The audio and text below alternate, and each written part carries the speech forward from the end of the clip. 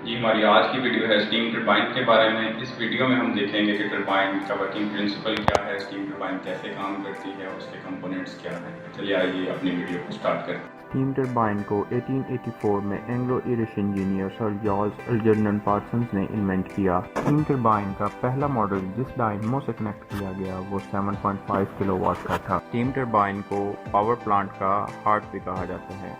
Steam turbine steam energy को mechanical energy में तब्दील करती है। टरबाइन एक एक्सपेंडर के तौर पर भी काम करती है।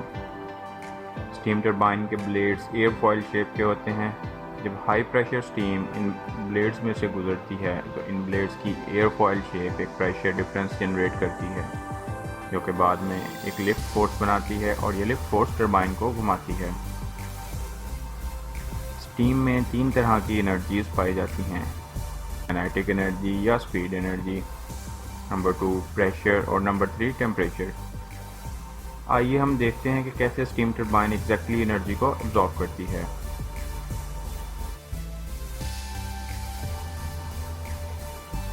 जैसे ही टरबाइन के ब्लेड्स एनर्जी को एब्जॉर्ब करते हैं तो स्टीम में मौजूद तीनों तरह की एनर्जीज कम होने लगती हैं।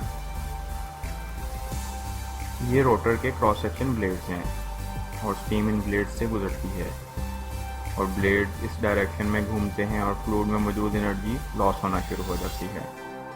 एक टिपिकल स्टीम टरबाइन में काइनेटिक एनर्जी और एंथैल्पी कम होना शुरू हो जाती है। जब काइनेटिक एनर्जी कम होती है तो वेलोसिटी भी कम होती है। अगले मरहले में स्टीम को रोटर की नेक्स्ट स्टेज में जाना होता है, बट आप डायरेक्टली स्टीम को रोटर की अगली स्टेज में भेज देंगे तो ये कोई ख़ास एनर्जी अब्जॉर्ब नहीं करेगा, क्योंकि स्टीम की वेलोसिटी ऑलरेडी बहुत लो हो गई है। इसलिए स्टीम को अगली स्टेज में भेजने से पहले स्टीम की वेलोसिटी को बढ़ाना पड़ेगा। इस मकसद के लिए हम नोज़ल या स्टेटर को इस्तेमाल करते हैं। स्टेटर एक साकिन पार्ट है जो कि केसिंग से अटैच होता है। स्टेटर भी ब्लेड्स का ही मजमूआ होता है जो कि साकिन ब्लेड्स होते हैं। स्टेटर में फ्लो एरिया कम होता है, इस वजह से स्टीम की स्पीड में इजाफा हो जाता है। इस तरह हम नोज़ल की मदद से वेलोसिटी को बढ़ा लेते हैं और स्टीम अगले रोटर सेट में गुजरती हुई फिर से नोज़ल में आ जाती है। स्टीम टरबाइन में मूविंग ब्लेड्स और फिक्स ब्लेड्स के सेट को एक स्टेज का नाम दिया जाता है। स्टीम टरबाइन में एक बहुत ही अहम टर्म इस्तेमाल की जाती है जिसको डिग्री ऑफ रिएक्शन कहते हैं। डिग्री ऑफ रिएक्शन को कैलकुलेट करने के लिए pressure energy plus temperature energy को टोटल एनर्जी से डिवाइड किया जाता है। Pressure energy plus temperature energy को एंथैल्पी भी कहा जाता है। इसको हम ऐसे भी लिख सकते हैं।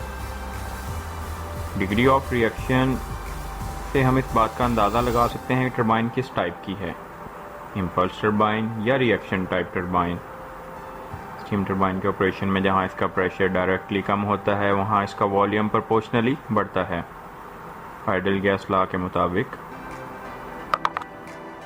जैसे जैसे स्टीम का प्रेशर अपना काम करता जाता है इसी तनासुब से इसका वॉल्यूम बढ़ता जाता है।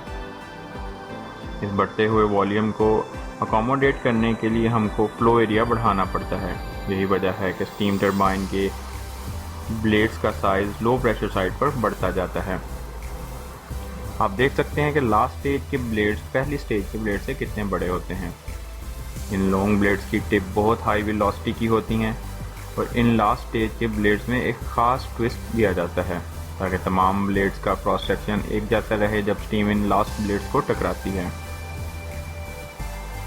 बड़े पावर प्लांट में मुख्तलिफ स्टेज की स्टीम टरबाइन इस्तेमाल की जाती हैं, जैसा कि हाई प्रेशर, इंटरमीडिएट प्रेशर और लो प्रेशर।